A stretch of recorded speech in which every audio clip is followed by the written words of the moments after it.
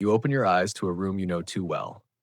Yet tonight it feels strange, as if someone quietly rearranged the air. The clock blinks 3:17 a.m. Your mind is awake, but your body won't move. Something presses down on your chest. Not a weight you can push away, but a presence that leans close, listens, and feeds. You try to call out, and only a thin sound escapes. The moment stretches into forever. Then, as suddenly as it came, it slips away. When morning finds you, your body feels hollowed out, your energy drained to zero. No amount of coffee touches it. You feel used. If any part of that scene lives in your memory, know this: you're not imagining it. And you're not alone. Across centuries and cultures, people have named the night visitor in countless ways.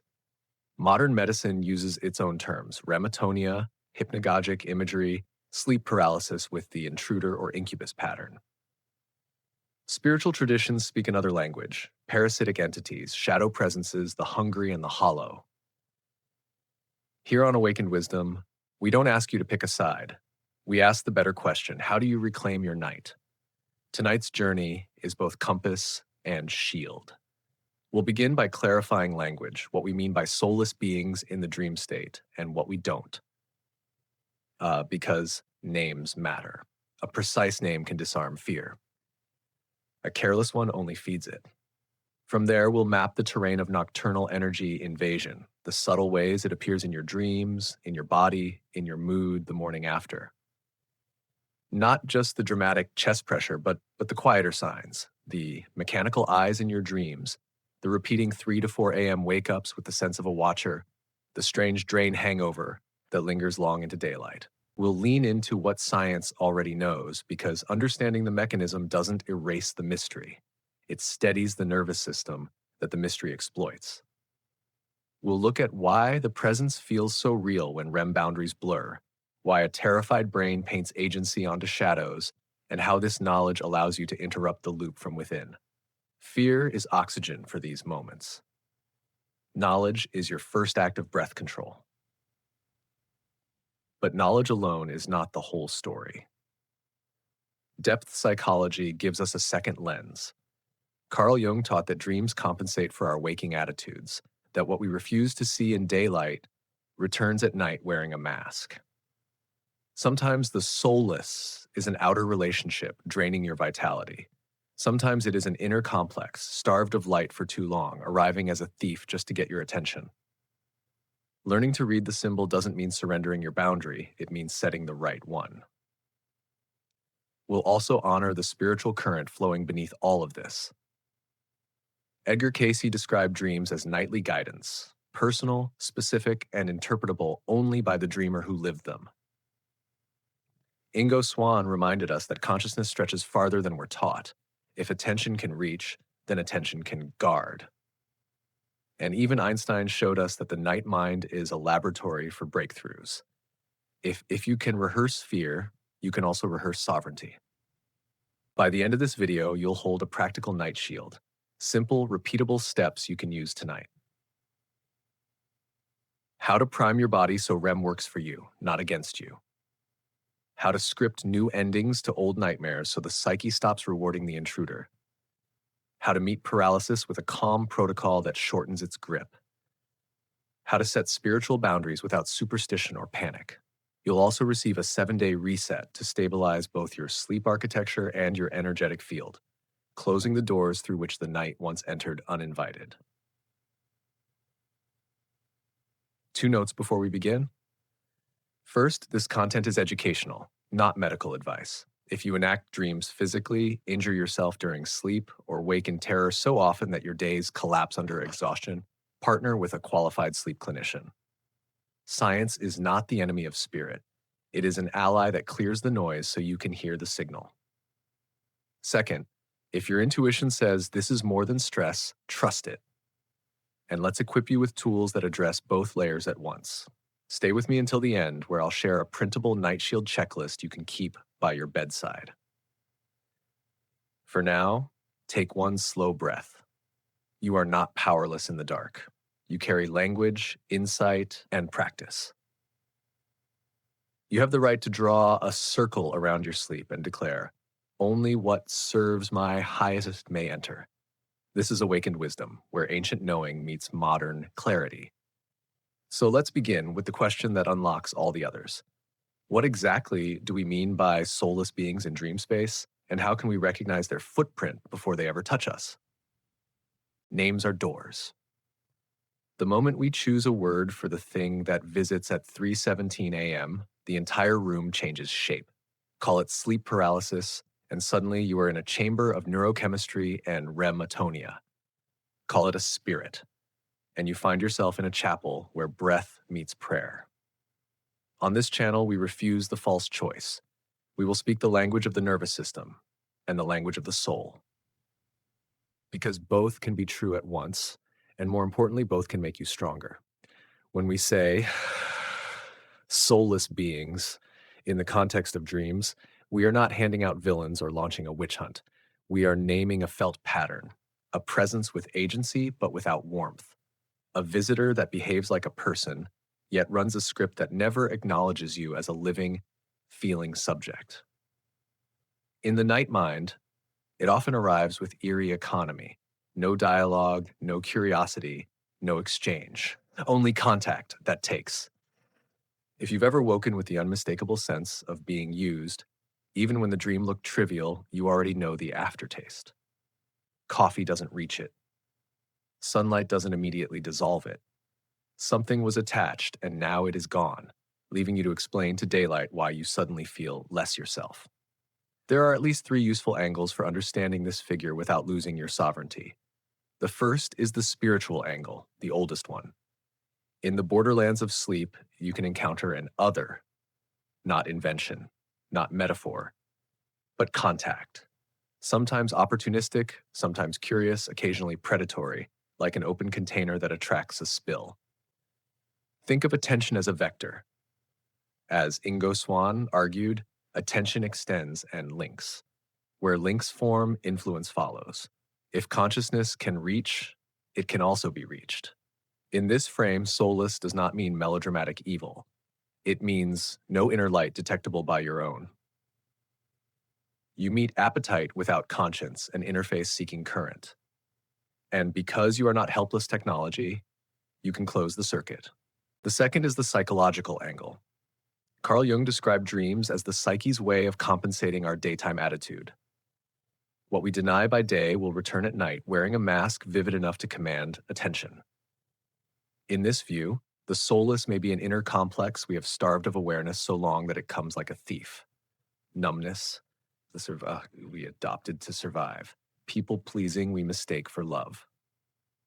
A tolerated manipulation that quietly empties us. The midnight visitor might be the face your daylight refuses to name. Here, the task is not to invite harm in the name of integration. The task is to speak the true boundary, so the psyche no longer needs to stage a robbery to get your attention. The third is the archetypal angle, the wide river beneath our private tributaries. Across eras and continents, the same images recur, the intruder at the threshold, the watcher at the foot of the bed, the weight on the chest, the glassy eyes. These are not mere superstitions. They are human syntax, a shared alphabet of alarm and transformation. Archetypes don't require belief. Activate.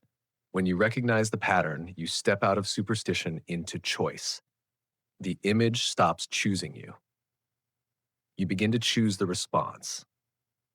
None of these angles give you license to project fear onto the people around you. Soulless is not a label for mental health conditions, neurodiversity, or the unfamiliar, nor is it an excuse to bypass medicine. If your body acts out dreams, if you thrash, if terror wakes you so often that your days collapse, speak to a clinician. Science is not an enemy of spirit here. It is a gate that keeps the animals out of the garden, so the garden can grow. So how do you know the morning after whether last night's visitor belonged to this category? You start with honest accounting. Did the dream leave you disproportionately drained compared to its content, as if the emotional bill was higher than the story? You listen for texture. Was there a chilling impersonality to the encounter, a mechanical quality in the way the figure moved or spoke, and you look for echoes. Are there daytime relationships, places, or habits that produce the same hollowness? When night repeats what day refuses to resolve, the message is mercifully clear. Set the boundary in the sun so the moon can rest. Edgar Cayce would add one more crucial instruction: interpret your dreams from the inside out. Dictionaries of symbols can entertain, but they cannot absolve you from learning your own dialect. Your soul has its own syntax. The quickest way to learn it is to treat the night as a teacher, not a courtroom. And here, unexpectedly, Einstein becomes an ally. He spoke of combinatory play, the mind's habit of solving before it speaks, arranging images into insight long before language catches up. Night is the laboratory where this play becomes medicine. If your mind can rehearse fear so vividly that your heart wakes hammering, it can also rehearse sovereignty so precisely that your body remembers it in the dark. Practically, this means you are allowed to bring method into mystery. Give the visitor a name that weakens it. Script, hollow, the taker. Meet it with an interior line drawn in stillness. Only what serves my highest good may remain. Issue a simple command that your nervous system can execute even half asleep. Back away, release, leave. And remember the quiet exit that belongs to you in any dream. Turn, look at your hands, choose a door, and walk out. Whether or not lucidity arrives, your psyche learns a posture. Your room learns your voice. Finally, honor the boundary that matters most: daylight, honesty. The night will tirelessly solve the problem you refuse to face while awake. If a job, a message thread, or a relationship is the actual siphon, you can clear 100 bedrooms and still wake empty. Set one boundary before sunset, one email, one silence, one no, and watch what the Midnight Theater does with fewer props. We will not ask you to adopt a creed. We will ask you to adopt yourself. Hold the spiritual possibility, the psychological truth, and the archetypal pattern in the same steady hands. Let them triangulate the reality of your experience without trapping you in certainty.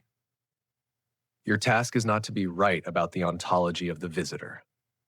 Your task is to be free. In the next movement, we'll bring light to the floor and trace the footprints.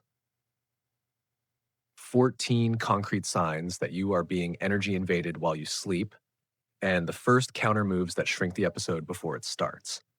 For now, keep one sentence where you can see it. My night is mine.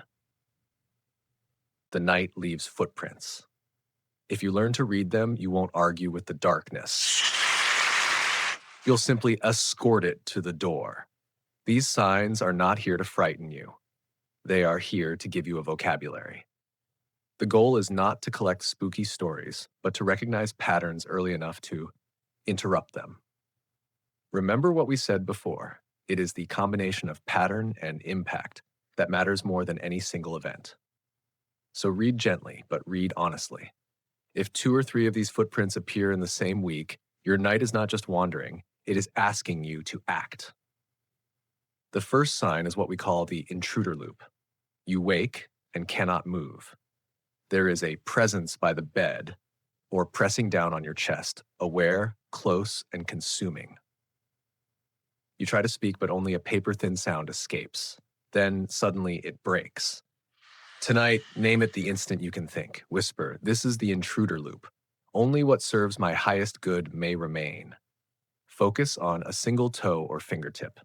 Tiny movement reboots the switch.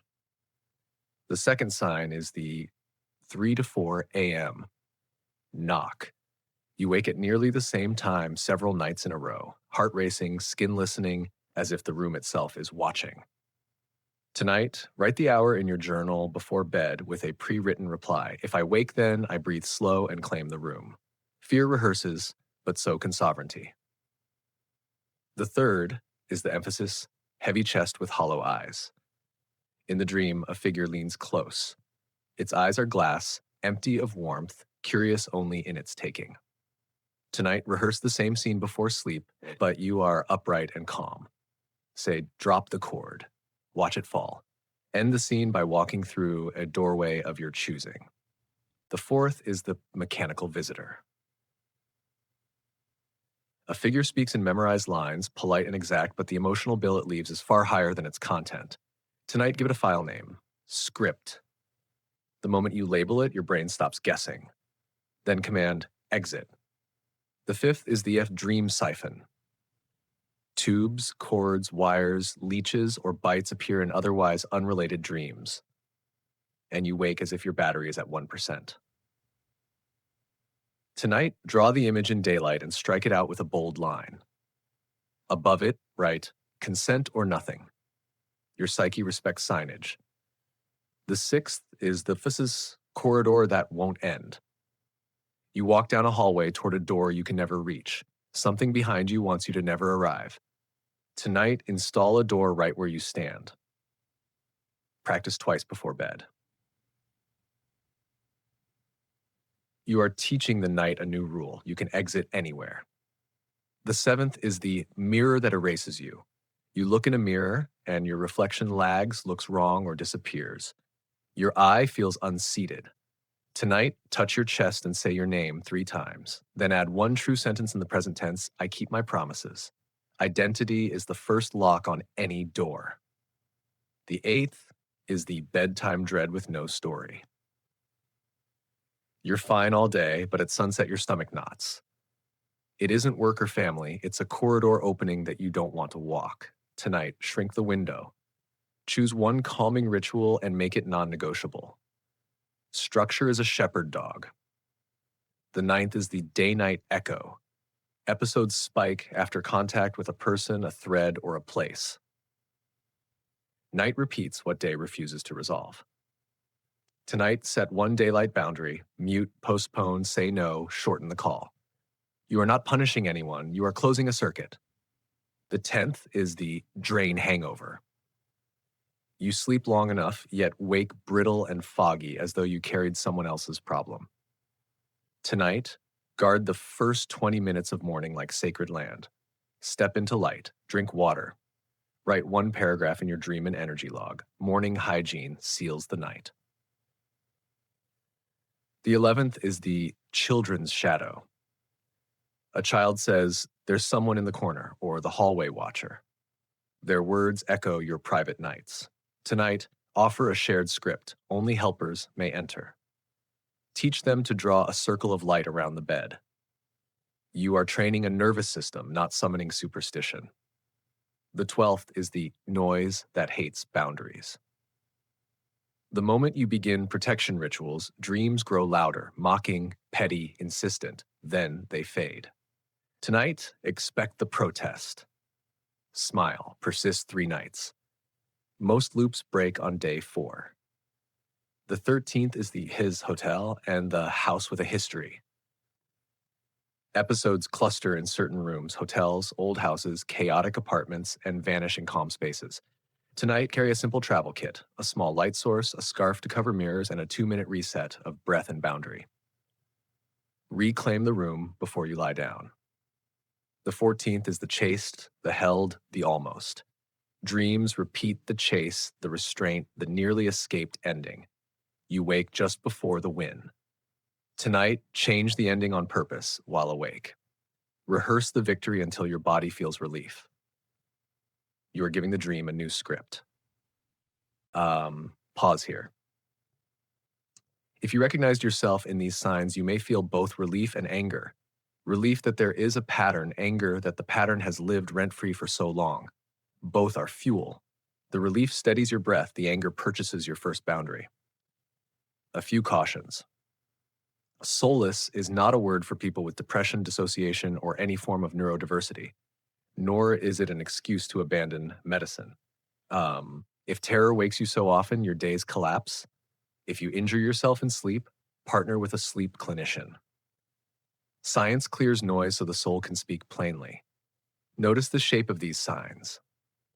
Many involve thresholds, doors, mirrors, corridors, a bed that feels almost yours. That is not an accident. The night itself is a threshold state, part body, part image, part electricity, part story. When boundaries blur, opportunists, inner or outer, try to negotiate access. Your task is not to panic. Your task is to emphasis own the threshold. That is why every sign here carries a countermove, small enough to attempt tonight. Small actions repeated are how your nervous system learns you mean what you say. In the next chapter, we'll translate these footprints into the language of physiology. Why immobility can arrive while you're awake, why the brain paints agency onto shadows, and why understanding these mechanics doesn't cancel mystery. It simply gives fear fewer places to hide. For now, write one sentence at the top of your journal, big and true. My night is mine. Underline it once for every sign you recognized. Not to dramatize, but to declare. The darkness may keep its habits, but so can you. And when your habit is sovereignty, even the oldest visitor will learn to knock elsewhere. The footprints we marked in the dark are real. Now it is time to translate them into the body's language. Because once your nervous system understands the trick, fear loses its favorite disguise. This is not a downgrade from mystery to mechanism. It is a braid. Spirit speaks in symbols, the psyche speaks in images, and the body speaks in electrical timing. When you can listen to all three at once, the night stops negotiating over you and begins to answer to you. Start with the architecture. Human sleep is not a single plunge into silence, but a rhythm, a spiral that descends into depth and then rises toward a luminous surface called REM, the stage of dreaming. During REM, the body wisely flips a switch that silences voluntary muscle tone. That protective paralysis is called atonia. On most nights, it works invisibly, switching off and then on without you ever noticing. But sometimes you surface too soon. You wake in a body that is still set to dream safe.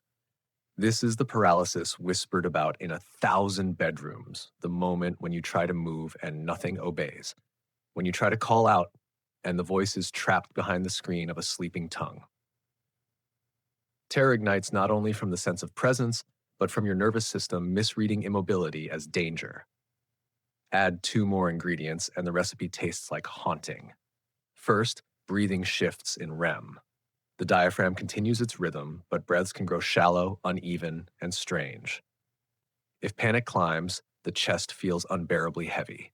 Second, imagery fragments surge at the edges of sleep and waking. They are called hypnagogic when falling asleep, hypnopompic when rising. These shards are vivid, shadows that stretch, whispers that sound like words, textures that crawl across the skin.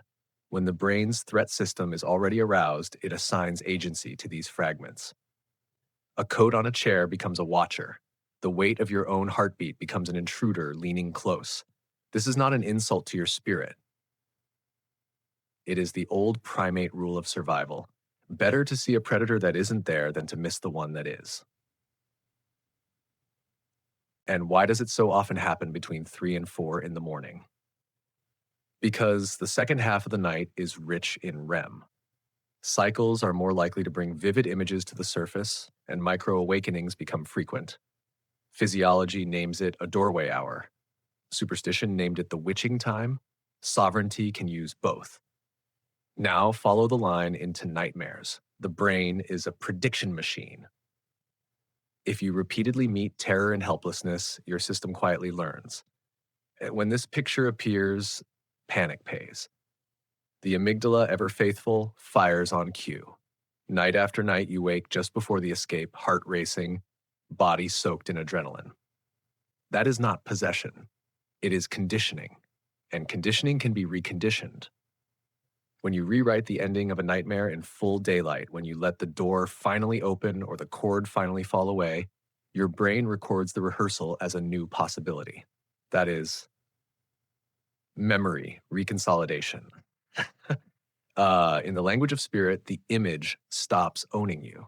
So what does leverage at 3:17 a.m. actually look like? It begins with shrinking the battle to something you can win. Keep your eyes closed if the room is thick with shadows. Draw one long inhale to a count of 4. Hold it for a heartbeat. Then exhale longer than you breathed in. That slow surrender tells the body to soften the panic cascade. Choose the smallest possible motion. A toe, a fingertip, You are not lifting the weight of the world, you are moving one atom of it. Tiny signals tell the brainstem, release the switch. And the switch obeys. Whisper a label, this is REM, I am safe. Even in fragments, language calms the guessing animal. Daylight then becomes your second ally. Take the nightmare that stalks you most and write a new ending. The chase concludes in freedom, the weight lifts, the hollow-eyed figure drops the cord. Practice the scene twice each day with full sensory detail. The brain learns by repetition and emotion, so give it both. This is not childish make-believe. It is the nervous system's own grammar. And do not neglect the stage. Sleep that arrives in ragged pieces is a leaky floor for the night to perform on. Consistency is medicine. Dim the lights as though sunset were inside your home. Keep the room a little cooler than day. Guard your bed for sleep and love alone. The nervous system drinks these cues greedily. Predictability is kryptonite to panic loops. Finally, there is the threshold ritual. Right before sleep, breathe slowly and speak one simple boundary you can remember even in paralysis. Only what serves my highest good may remain. Imagine a faint sphere of light encircling the bed. Whether you call it prayer, intention, or simply habit, it gives your mind an anchor of safety. The physiology doesn't mind the name, it responds to rhythm. Science also asks you to keep faith with safety. If your body acts out dreams violently, if you wake shouting or striking, if terror robs your days as well as your nights, do not walk alone. Partner with a sleep clinician. Think of it as clearing static from the channel so the soul can come through clean. Courage is not refusing help. Courage is claiming every ally that steadies your light. Notice how every practice here honors both truths at once. Naming Atonia mid-episode doesn't exile the possibility of spirit. It simply denies fear its oxygen. Rehearsing new endings doesn't cancel mystery. It stops your psyche from rewarding the intruder's script. Boundary sentences are not childish. They are training wheels for the autonomic nervous system, giving your body rhythm enough for spirit to speak. Einstein called it combinatory play, the way ideas rearrange in images before words arrive. That is all you are doing here, handing your night mind better images, better rhythms, better endings, and slowly your body learns to anticipate victory as readily as it once anticipated terror. That anticipation is not fantasy, it is new wiring. And new wiring is how a different future becomes possible at 3:17 a.m. From here, we can afford to widen the lens. We've met the mechanics, now let us meet the meaning. Why does the same hollow-eyed figure wear so many masks? Why does the psyche return to the same corridor, the same mirror, the same watcher until the lesson is received? In the next chapter, we will walk with Jung into the symbolic forest. Not to explain away the night, but to harvest its message, so that even when the encounter is outer, your inner response is fluent, grounded, and free. There's a moment, right after the jolt, right before the story hardens, when the image is still soft clay. If you touch it then, not with panic but with presence, it begins to reveal what it came to do. This is the door Jung opens in the dark. Not a corridor of superstition, not a lecture hall of dry terms, but a temenos, a safe inner chamber, where the psyche speaks in images and expects you to answer like an adult. Jung's first kindness is simple. Dreams are not random static. They are purposeful communications, arranged with a kind of moral intelligence. When our daytime attitude tilts too far in one direction, denial, compliance, control, the dream compensates. It brings the opposite force in dramatic costume so we finally look. That is why the figure that leans over you can feel soulless. It may be the exact counterweight to a life lived without boundaries, without anger, without the sacred no. What we exile returns as a visitor we cannot ignore. Begin with the shadow. It is not evil. It is unlived. The traits we refuse, our capacity to rage cleanly, to separate, to want, sink below the floorboards and grow teeth. In dream space, the shadow often arrives as a watcher, A thief, a figure with glassy eyes who takes without reciprocity. The taking itself is the teaching. Where in daylight do you give away what must be guarded? Where do you smile while your real answer is stop? In the symbolic grammar of the psyche, a soulless presence may be your own souled soul. Those parts you traded for approval, knocking to be repurchased. Integration does not mean inviting harm. It means naming your power and calling it home. Then there is the Anima and Animus, the inner feminine of a man, the inner masculine of a woman, and the distortions when they are projected outward.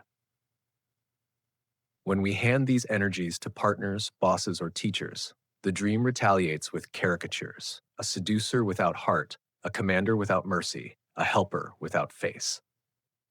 If the nightly visitor speaks in memorized phrases, if it looks like love but tastes like control, you may be meeting an inner opposite you allowed someone else to wear. The work is reclamation. Discernment is mine, comfort is mine, clarity is mine. Once you reclaim it, the outer mask loses its voltage. Do not overlook the trickster, the archetype that thrives on half-truths, scrambled meanings, blurred thresholds. Trickster energy loves your wobble and feeds on your confusion. That is why mechanical voices, corridors that never end, and doors that almost open feel so familiar. The medicine is not louder shouting, but calmer clarity. Only what serves my highest good may remain. Trickster starves on clean lines. Jung taught that experiences cluster around complexes, knots of memory, belief, and emotion. You know a complex by its charge, the stomach drop, the breath that shortens, the way a single phrase replays for hours. At night, a complex may wear a supernatural mask, but the affect is the clue. Ask, what does this feeling match by day? Who or what produces this exact drain? If you can name the echo, you can close the circuit where it began, before the dream is forced to shout. Meeting the image without feeding it requires practice. Jung's method is active imagination, and it is disarmingly simple. At dawn or dusk, never in the middle of paralysis, sit upright, feet on the floor, and claim your boundary. This is my inner room. Only helpers may enter. Then picture the figure seated across from you. Begin a dialogue on paper. Ask without sarcasm, who are you? What do you want? What gift do you carry if I agree to grow? Write what comes without embroidery. If panic rises, breathe, restate your boundary, end with gratitude and dismissal. You are not conjuring, you are converting raw affect into meaning, and that is how a complex loses its teeth. Notice what this requires. Ethics. Do not romanticize predators, inner or outer. Do not baptize red flags as sacred tests. Jungian work is not permission to keep standing in harmful rooms. The dream's purpose is wholeness, not martyrdom. If an image asks for your blood, the answer is no. Compassion and consequence belong together. You can pray for a person and still lock your door. Now let the symbols from earlier chapters ripen. A cord may not be an occult invasion, but enmeshment, a tie you never consented to. A mirror that erases you may be identity diffusion, a life scripted by someone else's expectations. A weight on the chest may be grief uncried, pressing to be told. And yes, sometimes a watcher is simply a watcher. Jung never asked you to abandon instinct. He asked you to earn it by listening long enough to know whether the lesson is leave or learn. Here is a small liturgy for the morning. Place one hand on your chest, one on your belly. Speak your name 3 times slowly, then add a corrective line to balance your daytime tilt. If you overgive, I am not a battery for other people's storms. If you overcompromise, I keep my promises to myself first. If you collapse into fear, my breath is longer than the night. These are not slogans. They are medicine for the part of you that must carry dream into day. And what about synchronicity, the strange coincidences that gather around these episodes like iron filings around a magnet? Jung would not have you chase them into obsession. He would nod and ask, what decision is this pattern begging you to make? Let the uncanny point. Then act in ordinary time. Call the therapist. Change the lock. Speak the sentence that ends the loop. The psyche respects reality more than whispered vows. In the end, Jung points us back to the self, the center and circumference of the psyche, pressing always toward wholeness with quiet gravity. It does not demand perfection, only honesty. When you meet an empty-eyed visitor and choose clarity over bargaining, boundary over collapse, breath over panic, you tilt the axis toward that center. The tilt itself changes the weather. Storms may still arrive, but they will pass through a house where light remains. We began with soft clay, the image before it hardens. Keep it soft as long as you can. Ask for meaning, claim your no. Write what you hear. Then carry the smallest possible action into daylight, because daylight is where dreams cash out. In the next chapter, we will braid everything you've learned into a night shield. Rituals that steady your body, scripts that retrain your dreams, and a 7-day reset to close the gaps opportunists love. Spirit, psyche, body, one rope, 3 strands. You do not need certainty to hold it. You only need your hands. There comes a point when explanation is no longer enough. You don't need another map of the forest. You need a lamp, a path, and a way home that works at 3:17 a.m. The night shield is exactly that. Not superstition, not bravado, but a rhythm you can carry into the dark. It is built from breath and boundary, ritual and routine, the nervous system and the soul speaking the same sentence. Jung might call it a conscious attitude. Cayce would call it setting an ideal. Einstein might describe it as giving the night mind better pieces to play with. And Ingo Swann would simply say, attention is a channel, guard it. Begin with something humble. Tonight, before stepping into the dark, decide that you are not going in unarmed. You don't need incense, robes, or forgotten languages. What you need is a pattern you can repeat even when you are tired, anxious, or sleeping in a borrowed room with paper-thin walls. Think of it as choreography for the spirit. Steps your body can memorize until they become as natural as breathing, as steady as prayer. First, you clear the residue of the day. Sit on the edge of your bed. Draw 3 long breaths in through the nose and let them leave slower through the mouth, as if you were fogging a mirror and watching it fade. Speak 3 boundaries aloud, simple and steady. I am safe. My space is sealed. Only what serves my highest good may enter. These words are not spells. They are contracts you sign with your own breath. Then you prepare the stage. Your room is not a warehouse. It is a temple of repair.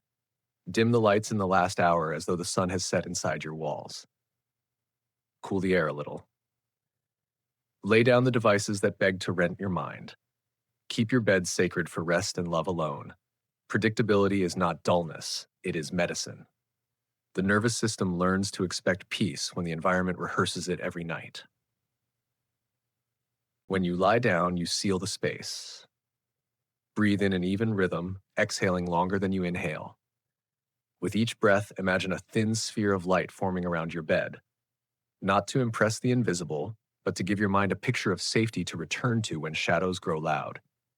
If prayer is your language, pray. If silence is your path, breathe. The body doesn't mind the name, it answers only to rhythm. Finally, you set intention. Write 1 sentence in your journal as though the night itself will read it. Tonight I recognize my power and calmly transform or exit any draining presence. This is the combinatory play Einstein spoke of, placing the right pieces on the board before the dream begins. And what if you wake in the grip, the body frozen, the image leaning close, the air thick? Then you remember the inner ritual. Mark what is happening with the gentlest label you can. This is REM, I am safe. Language steadies the animal. Choose the smallest possible motion, a toe, a fingertip, and let that microsignal remind the brainstem to release the switch. Melt the panic with an exhale longer than the inhale. Panic is a fire that devours oxygen. You starve it by breathing slow. If the visitor insists, do not debate. Whisper your boundary. Command release. Imagine walking out the nearest door. You are not winning a duel, you are ending a transaction. Morning belongs to the shield as well. Guard the first 20 minutes as sacred land. No news. No endless scroll. Step into real light. Drink water. Write down the bones of the night, the time you woke, the image that stayed, the way your energy feels on a scale from 0 to 10. Patterns hide from memory, but they cannot argue with ink. And perhaps most important, close the leaks by day. The night will tirelessly try to solve what you refuse to face while awake. So before sunset, make one clean move. Mute the thread that drains you, decline the call you dread, speak the no that has been waiting. The psyche loves symbols, but the nervous system loves evidence. Show both that you are on your own side. When you run this shield faithfully for a week, a subtle but revolutionary shift occurs. You stop being someone who hopes the night will be kind and become someone the night recognizes as the owner of the house. Visitors may still knock, weather may still roll in, but the hinges are yours. The lamp is charged, and your voice remembers its strength even when your body hesitates. Tape one last line where your sleepy eyes can see it. Calm is not surrender. Calm is control of the channel. With that sentence, the circle closes. Spirit, psyche, and body stand together like 3 strands of one rope. You do not need certainty to hold it. You only need your hands. If the night has been a battlefield for you, let this be the night it becomes a classroom, and then a home. You have met the images, learned the mechanics, and practiced the posture. You know now that the thing leaning over your chest has 2 explanations that do not cancel each other. A nervous system misfiring its protective switch, and a psyche using pictures to demand a boundary you keep postponing. And you know this too. Sovereignty is a skill. Like every skill, it grows when small faithful actions are repeated until the body remembers them in the dark. So here is the last simple promise. You are not powerless at 3:17 a.m. You are not the property of any script, biological, psychological, or spiritual, that tries to run without your consent. Your breath is a key. Your words are a lock. Your intention is a door that opens both ways. When you name what is happening, when you set a clean boundary, when you rehearse a different ending and stabilize the stage you sleep on, fear loses its oxygen. The visitor, whether inner complex or outer presence, finds fewer places to hook. Morning arrives not as a rescue, but as confirmation of who you chose to be in the night. Carry 4 truths with you as anchors. Name it, because labels are levers. This is REM. This is a script. This is my shadow asking for light. The animal calms when the image has a name. Breathe like you mean it, longer out than in. Panic is a fire that eats air. You control the air. End differently. Rehearse a new last 30 seconds so your psyche has another script to borrow. And live the boundary by daylight, because one honest no before sunset is worth a dozen midnight exorcisms. If tonight you remember nothing else, remember this. Only what serves my highest good may enter. Whisper it before sleep. Speak it if you wake. Let it bless your morning. Not to impress the unseen, but to align the scene, your thoughts, your posture, your choices. Now let this be more than listening. Start the 7-day reset. Tape your boundary sentence by the bed. Dim the last hour. Run the core rituals. In your journal, write the date and the line. My night is mine. Close one leak before sunset. Mute the thread. Postpone the call. Send the clean no you owe yourself. Share your claim publicly. Say it aloud. Type it where it can be witnessed. I claim my night. Witnessing turns promise into practice. And if you know someone who wakes hollow and can't explain why, pass this lamp forward. Sometimes the most spiritual act is handing a friend a handle that works. For those who carry deeper storms, if you act out dreams physically, if terror breaks your days, if your household safety is in question, partner with a clinician. This is not betrayal of the spiritual path. It is proof that you are serious about healing.